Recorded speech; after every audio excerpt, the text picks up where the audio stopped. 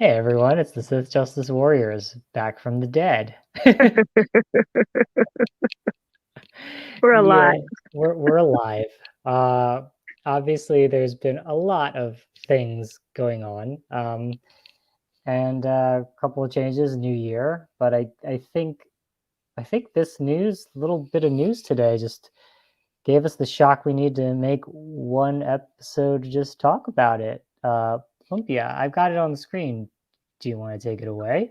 Yeah, I called you today because I saw this on my Yahoo Finance feed, and I know you didn't believe me because it was like source, and it was just like, yeah, Microsoft is paying cash, okay, to acquire Activision Blizzard slash King.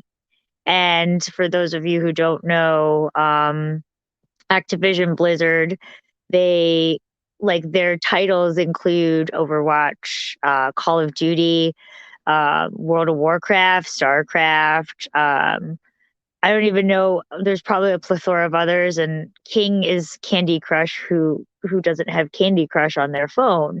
So this is actually really big news, and I had to literally stop what I was doing and call you fan because it was, or just text you because it was just a game changer for me, and it's probably one of the biggest moves, to start the year off.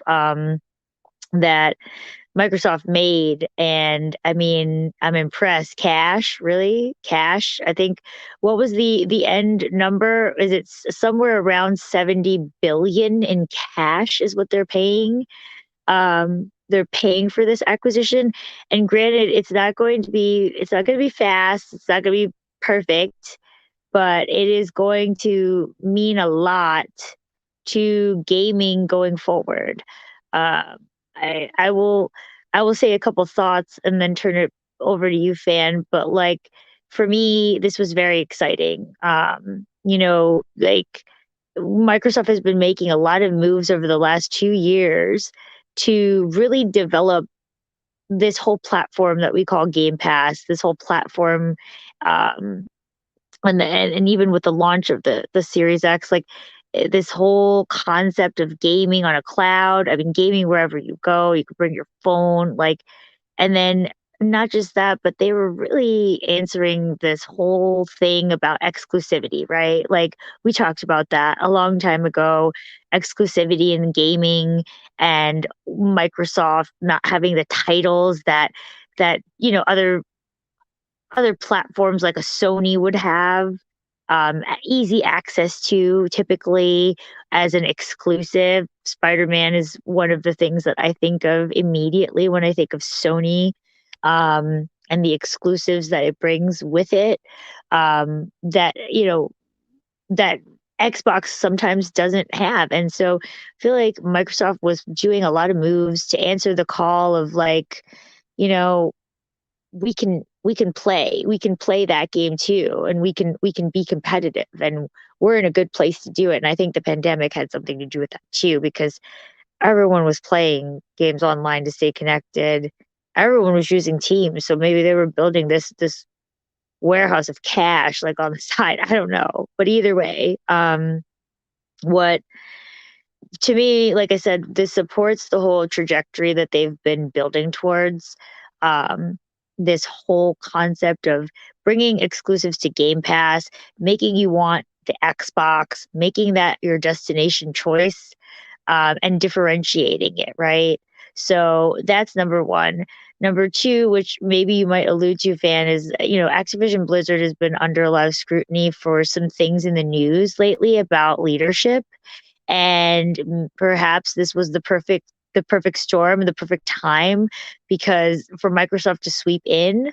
I mean, although they didn't have to just do cash, but they did it. But so I think it's like an interesting time. It's an interesting concept. Like a lot of people are afraid they're gonna like F it up again, like when was it Punji? I don't know, fan. Like a lot of people are afraid that Microsoft is gonna F this up. And um I don't think they can at this point. I don't think they should either. Like, because I think they know what they know from before, But I think at the end of the day, this is great for people who play on this platform and for people who have Game Pass. And to be honest, I said it before, even if they take up my monthly subscription of Game Pass up $10, I will still buy it because now you have these big franchises that maybe not this year will be exclusive to Xbox, like it will be exclusive in the future, or there will be exclusives, or they will come out before anything else on Game Pass. So why bother? So anyway, I will turn it over to you, Fan, because I'd love to hear your thoughts on this. So let's just quickly go through this because I think a lot of people have already digested the news about the 70 billion basically of cash. Though I don't think they've actually said it officially, but I think it was like Wall Street Journal had sources that said it was cash, but say it was cash. I think they have 140 million a billion of cash.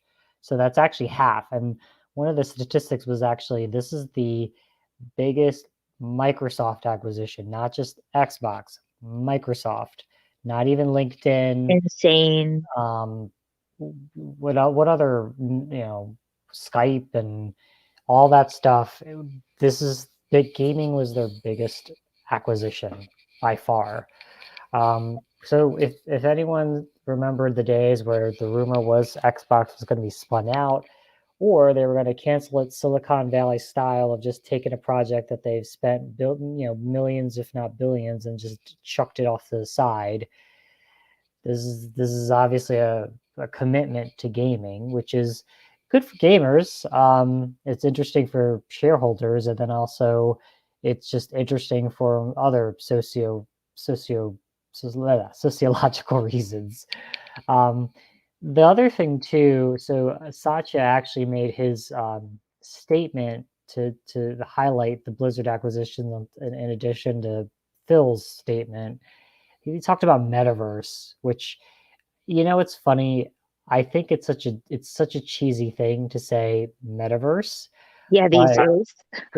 like Facebook's metaverse commercial or pitch, the sales pitch for that, it I could not see myself getting into it, but I think in a world where we are today, where we're very limited in what we can do in terms of social interaction, ah, we're going to be living in Ready Player One Yeah. eventually. I don't know who said that, so I'm going to quote whoever podcaster said it. It's a scary world we're living in where Ready Player One is a reality that we're getting to.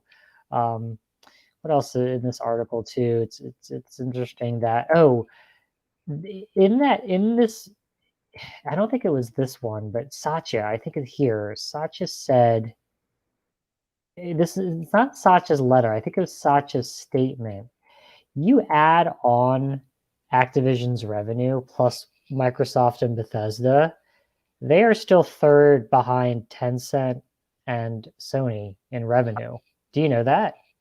That's interesting. So it's interesting that in a weird way, if you take the business hat on, you're paying 70 billion for IP, which is good. You're going to need it because the whole Xbox has no games, and you know what? You're still going to hear it anyway. So they put 70 billion, and it's actually to make sure that they stay third because I guess the we all laugh at like Google Stadia because Google Mhm. Stadia is like dead. They don't have a first party studio. Amazon just started their what's the Amazon one? I wanted to Oh call gosh, I it can't remember. purple. I wanted to call it purple, but it's not. It's something else. The Amazon service, and Netflix then is supposed to have one too. Netflix is supposed to have one, and you don't really take it seriously because they don't have their own. Well, no, Amazon. I thought Amazon had They had Iron they had a Iron partnership with yeah, I is no who is it? Not the Tomb Ubisoft. Raider people. Ubisoft. Ubisoft, yeah, it is Ubisoft. They Yeah. have a partnership with Ubisoft, but I thought they had like a studio, an actual game studio, like Iron something studio. Uh okay. Sorry, that for the life of me, I can't think of it. But it's fascinating that I guess Microsoft is first off between Microsoft and Sony. I think Microsoft is. I'll use this word, but it's not out of fear. They're really very scared of the idea that Google and Amazon and Netflix put their money down and become a serious player. I Mhm. think where Microsoft has been first at things, but they've never been the best at things, which means, like, for example, remember, like, mobile phones, right? Windows phones were like a smartphone, and then Mhm. Apple comes along and just destroys the market. And then what else? Tablets. Mhm. Microsoft was like first to tablet. People forget that. People laugh them off. It's, if you compare it to today's standards, it wasn't as compelling. But then Apple comes along, and I bet you Microsoft's like, yeah, we were there first. What the heck? So I think this is their space that they don't want to be first to versus like Google or Amazon, but become last in. Mhm. And 70 billion. I was like wondering if this was even worth it compared to the other publishers like EA, Take Two, Bandai Namco, Square Enix, and you know what? They're the what is it? It's their mobile. They have Candy Crush. One of the things that's really fascinating is that Candy Crush in itself is big because all the not even the casual gamers, the just normies play that. The normies put $5 down every time to renew their Yeah. charges. How many times have we fell victim to Marvel's Puzzle Quest and spent, Yep. Yep. oh I know. god, two I know. hundreds? Oh my gosh. And Yeah, I know. It was painful, but we did it. So and there's yeah. many people doing it. And so kudos to the bold plan. I think I'm probably glossing over that whole scandal that they're having as a company. I think I don't. What I understand is that they were talking to them a year before, like a year ago, starting the discussions, and that's normally how long it can take for these type of big money mergers. It's just that I think that the scandals happen to come out during the negotiations, which probably held things up. They probably had to do due diligence. I'm sure Microsoft had to have access to, senior level notes, discussions, etc. So I think they had that probably held up the announcement. The other thing too is speaking, I love the conspiracy theory. So two Xbox senior leadership left their company to go to Blizzard Activision and became heads of so Mike Ybarra and Rod Ferguson. Rod Ferguson was the head of Gears. Mike Yep. Ybarra was, I think, the platform head. I don't know the exact title, but they came in, they took leadership positions, and then now they got acquired. And there's a conspiracy like that they sent them in, got the company in this, not that they did it, but they unearthed all the scandal, went public, and it lowered the image of Activision, which probably lowered the the market cap, which then lowered the price. I think that's funny, but that's not how it. Prices set on a premium. Mhm. So, but that being said, it's a funny conspiracy theory to otherwise. I mean, this is one of those things where now Microsoft's got a lot of studios. The question is now how. Yeah, first off, this is going to take about 12 to 18 months to go through regulatory review. Mhm. People are saying, "Oh, this might be a monopoly." I said earlier, this thing keeps them third in revenue behind Sony. It's not gonna. It's just gonna take 12 to 18 months to go through. Yeah. So Call of Duty being on Game Pass, let alone be exclusive, that's not going to happen till 2023, mid 2023.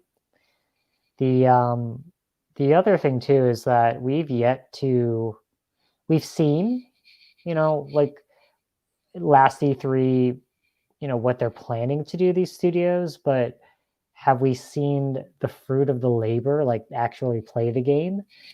Not yet. And so I think there's a Silicon Valley saying, which is you don't die by starvation, you die by indigestion. Mhm. And you just acquired like what I want to say over 10. Was it over 10? Yeah, over 10 studios because Bethesda came with a package of it. You're gonna have to integrate them somehow. I mean, Activision Blizzard has a culture issue. They have to clean up a lot of the bad actors there. Uh, you know, this is gonna take time. Yeah. Yeah.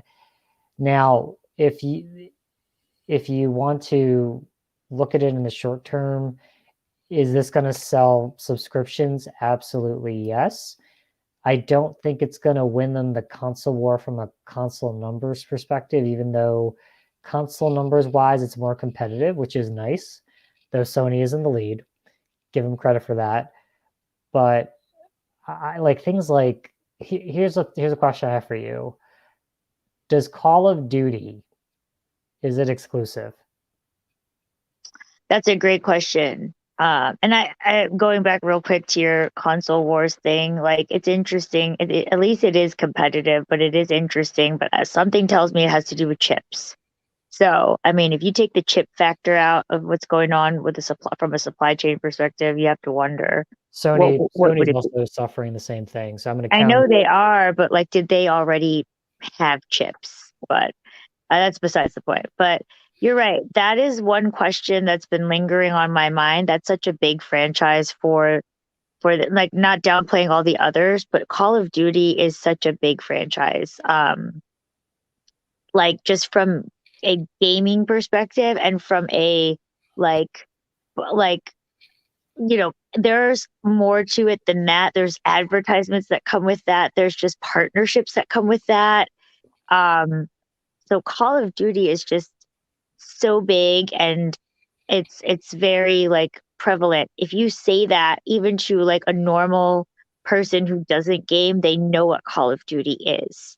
So I don't know if it's one of those like soft transitions that they take and say, like you said, I don't think it's happening for the next 18 months because they still have to figure out everything. And I'm sure that so there's some agreements around that. But I will say, like, it would be beneficial for them on one end to make it exclusive because like it should be. That's a title that it should be exclusive, and this is like the fu to Sony. It's like fine, like or you give like exclusive content. That's possible as well. I could totally see exclusive content. On the flip side though, I mean, keeping it on PlayStation, like what was the title that they had from the acquisitions from a couple years ago, like that they ended up like, I guess we were talking about it before from the other I cannot remember. But either way, like you can see that um there are titles that do well that are exclusive to Xbox but I think there it's a tricky slope because Call of Duty is also like a big PlayStation game. It would be interesting to pull the numbers. I don't have them as to like where it ranks in game sales for each of the consoles.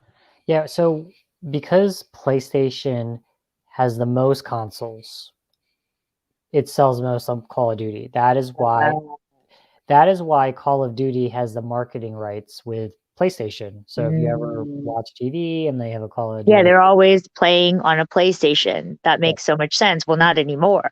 Well, I mean, this is interesting because they always honor the contracts. So again, and it's a fascinating thing. So, for example, the battle royale is free to play, and it's all on That's the one like like Elder Scrolls Online. They're Mhm, going to keep that multi-plat, right? mhm, The question is, not Call of Duty 2022, the Modern Warfare 2 projected one, or maybe even Call of Duty 2023, but maybe Call of Duty 2024.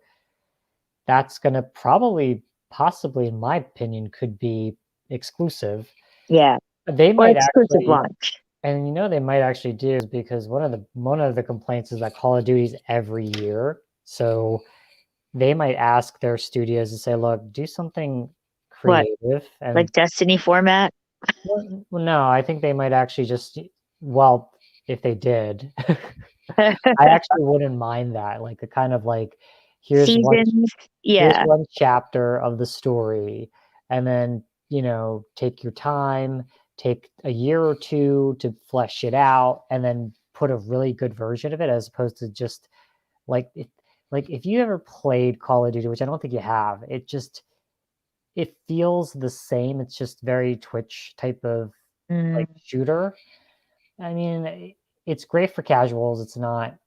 I mean, there's a reason it sells the best, and I only buy the Modern Warfare because I really like Modern Warfare. I like the setting. I like when they tell the stories in there versus like they always go to World War II, and like tangent. Like what story can you tell in World War yeah. II that hasn't been told? Yeah. And so, what I think they might do is like they've got a lot of studios. They'll tell their studios, "Hey, take a breather. You don't need to do Call of Duty every year now. This is not like for Activision, they needed to sell Call of Duty every year because they needed to have sales. Like Yeah. and so, you know what? They're under Microsoft now. You just create something maybe a little more live servicey, put it in Game Pass. The Game Pass revenue flows through to the studios. Mhm. Um, the more the gaming division makes in revenue, the more they get funding.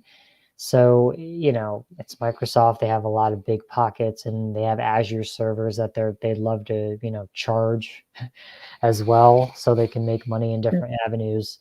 The I just uh, I think the exclusivity thing is going to be a topic that they cannot address until next year, and even then, they're probably going to be very vague about it because, like Bethesda, remember Starfield for Bethesda? That's right. That was the game I was thinking of. They would not stop talking about it being on PlayStation. Elder Scrolls 6 is a 6 or 5? Yeah, 6 because Mhm. Skyrim is 5.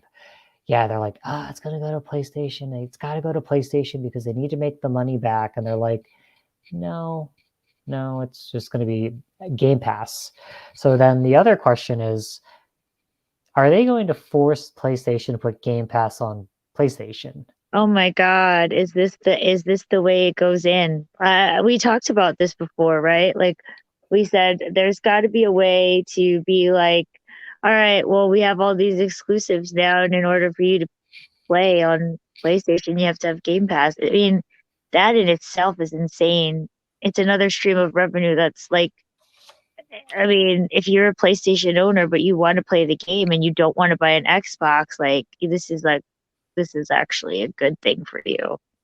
Like like an extra, what is it, $15 a month, and then you can play it versus like spending $500, $600 on a new system. Like, we talked about that. I mean, that's a really great like thought there because I mean, do you use this for that? I mean, maybe that comes down the road when everything settles, the dust settles, and that could be like the long-term game plan. Like I could also see them keeping it multi-plat if they choose to, but the thing launches 30 days ahead on Game Pass, like exclusive. They could totally do that. So it's, It's also crazy too. We forget this is also a big play for PC and mobile. So we talked about mobile too, so it's a big yeah, play for mobile. Forget about PC where it's like StarCraft, World of Warcraft. That's huge. Like for example, Final Fantasy 14 is PC and PlayStation only, yeah, and yeah. it's huge. It's a And how come huge. they can get away with that? See, that's what I'm like. I don't think Microsoft needs to be afraid of doing that. I get it. There's probably contracts involved that they're going to have to sift through to see because we don't know what exists, but they shouldn't be afraid to do the same. Well, Japan, I think Japan has like a home field advantage. Yeah. Like Persona 5 is not on Xbox. Or Oh, any of the personas are not on Xbox. It's not necessarily out of exclusivity. They just don't want to do the time to mm, put it on Xbox. yeah. I get frustrated on that. I get frustrated because a lot of like at least Sega is willing to put some games, but it took them a long like the Yakuza games took a long time to get to Xbox. Which is kind of what forced me to just do PC a little bit too, because I'm like, all right, if you're gonna hold out on the Xbox. I'm just gonna have to go get it on PC because my PlayStation's just not a compelling device. Like I just Yeah. whatever, right? Um, it's going to be a fascinating generation. I think too. What we're also forgetting is Steam. Well, actually, no. Activision always put their games for PC on BattleNet, so it's another thing too. The Xbox BattleNet. PC, the Explain. BattleNet is like Xbox Game Pass for PC, that portal, or Steam. Oh, okay. It's like Steam. It's like you launch Steam. all Okay. your games there, and you can buy your games there. Um, they have BattleNet, and as the years go by, so let's say like 5 years from now, they'll probably leverage the BattleNet server and sell their Xbox games for PC that way. A Mm. lot of people like it that way better than the Xbox Game Pass app. Question for Steam is, are they going to put Game Pass for PC on Steam? And Steam Deck. Well, that's what I'm hoping for. Well, I'm still in that waiting line. Yeah, me too. I know. I'm waiting. Q3, right? Are we Um, Q3? I thought it was Q2, but oh probably shoot. Q3. Well, Q2 is like right Oh, around the corner. So no, well, look, let's put it this way. I mean, this is even more reason to like, I know it's not gonna like I know it's not really gonna be something that happens fast, but I will say like now it's like, oh, I'm glad I have a Steam Deck coming because this is like the stuff that is gonna be exclusive to like the things that, yep. we play on, the platforms that we play on. So it's very exciting times. All I can say is this news for me was very exciting, and you bring up a valid question. It's like, what's the thing is, at the end of the day, these valid questions are like kind of like saying, hey, sky's the limit now. But it's kind of like, which route do they go? Because there are a lot of, to me, you're Microsoft, you just paid cash for this thing. You shouldn't be afraid to like, after you do your due diligence, of course, with with the contracts and everything, you shouldn't be afraid to play hardball and just be like, look, Call of Duty from 2024 and onward is going to be exclusive to Game Pass, and that's it. Yeah, I think that's the key word. Exclusive to Game Pass. Whether Game Pass is on PlayStation or not is a completely different Exactly. thing. I may disagree with the idea of Game Pass on PlayStation, but you know what? I think that's what they really want, and it's their strategy. So by all means, if you can execute on it, go ahead. But before we go, I'll leave it at this because we're gonna have to watch the space as the news cycle will continue to churn. Um, 70 billion, right? They bought that. So EA is about 38 billion. So I'm going to quote Jeff Keighley, his tweet. EA is 38 billion, Take Two is 18 billion, Nexon, I don't know who they are, is 15, Bandai Namco is 15, Embracer 10.8, Netmarble 7, Ubisoft is 7, Konami 6, Square Enix, which I thought would be more, is 5.6 billion. Capcom is 4.9 billion and Sega's 3.6 billion. So just keep that in mind in terms of how they value the 70 billion for Activision, because Goodness. there is obviously they paid a premium to the valuation for Activision Blizzard, but the fascinating thing is what we're focusing on is like World of Warcraft, StarCraft, Diablo, Overwatch, Call of Duty, Candy Crush. But there's actually a lot of IP like Crash Bandicoot, Spyro the Dragon. I don't know if you remember this. Someone brought it up. Nightmare Creatures from PlayStation 1, Oh God. Pitfall from Atari. Pitfall. The Mayan Adventure. Yeah, so there's apparently like at Tony Hawk, there's like a Pitfall. crap load of IP. Oh, Tenchu, I heard. I loved Tenchu. Hey, is Wolfenstein on there? Wolfenstein's in Bethesda. Oh, it's Bethesda. So that is now Xbox. Okay. So Hexen is, I think, also Activision. I thought that was ID Software, but that was actually Activision. So I guess they also valued the dead IP that they could just resurrect out of nowhere, kind of like this podcast. I love it. Wait, Crash Bandicoot is a very popular PlayStation game, It just so you know. was. It was until Yeah, Activision I think Activision bought it, the IP, and then it became multi-plat. it's kind of funny, but yeah. Yeah, so, watch the space. So, that being said, I think we'll wrap it up 'cause, you know what? I would love to go to a different topic, but let's save that for the weekend.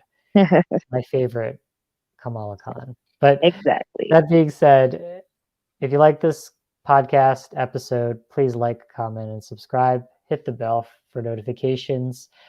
Uh, wow, I actually still remember that. It's all coming back. It's all coming back to me. And also, we have a Twitter handle. Do you remember that one? It's at Just a Sith.